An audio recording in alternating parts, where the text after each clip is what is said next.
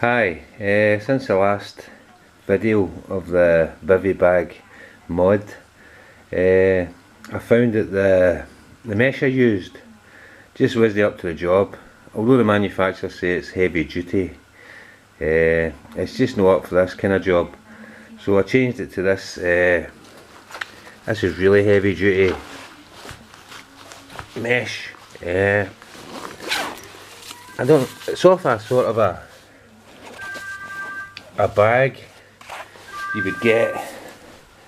Hold on a second. It's off a sort of a bag you would get like kiddies balloons. No balloons, they wee balls you put in a ball pool. It's like a bag that holds them. It's really thick stuff. So I changed it to that. The other stuff just wasn't good enough. So it's a bit better now.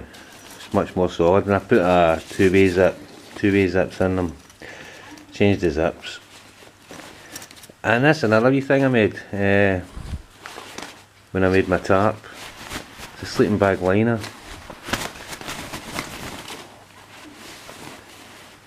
And it's to keep my sleeping bag nice and clean inside.